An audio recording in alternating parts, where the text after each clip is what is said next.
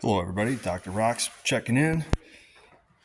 1970 Datsun steering gearbox. Just got done getting the bearings in. I'm getting the cap tapped in on the end here, which is not the prettiest thing, but I don't think it's going to go anywhere. I think we're good. Yeah, this thing was a pain. I had to take it apart multiple times, but once I watched the Blue Hands video on how he did it, this was the deciding factor. Putting a pair of vice grips here on the end really helped because I was trying to juggle getting two bearings in place. The one down here on the end, which had fallen out and disappeared somewhere, and this one here, which had been destroyed, and the only thing that was left was the balls in the actual box itself, and the cage was still around the shaft there. So what I did is got the bearing on this end in first, got the tube on, locked it down with the vice grips, and then proceeded to line it up as per the way that he said it was supposed to be. And then I had to monkey around with the sector shaft. That was, we still had a lot of binding and stiffness, but it's getting better with every turn. So I'm happy. It's moving. I mean, obviously, with the vice grips on the steering shaft here, it's turning. It's a little, it has no oil in it, so I assume that it's going to get better with oil. The only thing I have left to do on this, and I'm not going to do it today, I'm going to probably do it at my house, is flip it over, get the pitman arm off the thing, pull the original grease seal out, put a new grease seal in, and then fill it with ADW90 once it's in the truck. But this is done. It steers again.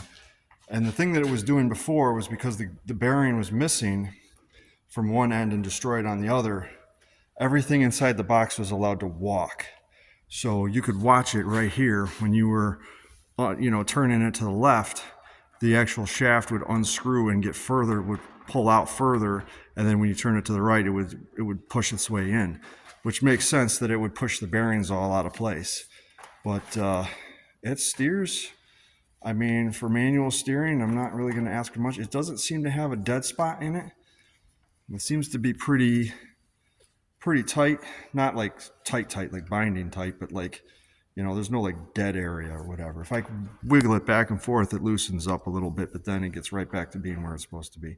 There'll probably be some minor sector shaft adjustments once the thing's in the truck and now all the steering linkage is hooked back up and it's got oil. But for right now, it's back together, which is more than I can say it was before when I first got the truck.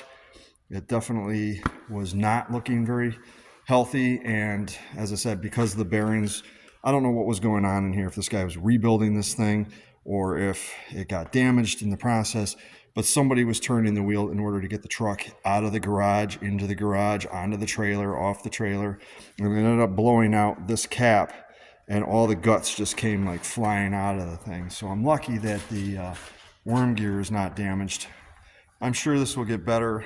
This will turn better once it's got some oil, but it really turns quite nicely compared to what it was. And this wasn't even really like bolted to the frame. Neither was the idler arm. So the whole front end was just one loose mess. So there was a lot more going on than what it originally looked like. But me, I like to have things function properly. So there it is. It is a 620 column. It is not a 521 column. I do not know why this guy ended up choosing to put a I don't know why this guy chose to put a 620 column in the thing. Maybe the 521 column was completely wore out, but you could tell it was a 620 column because it had a steering wheel lock on it, which is just a metal collar with two set screws that are peened in, which I undid and got the collar to slide off the end of it. So now, other than this bracket, which I'm probably going to cut off or do something with it, other than that, it's a 521 column now. So, but there's plenty of questions about this truck that we'll never have the answers to, because, as I said, the guy who was doing it, he passed away, so that was the end of that. But it's fallen into good hands. It's definitely fallen into good hands. I will take good care of it and make sure that this thing gets done properly. If not, I don't want it. It's not going to be perfect, but it's definitely going to be a good quality so future generations can enjoy it after I pass away, which is not too many years off from now.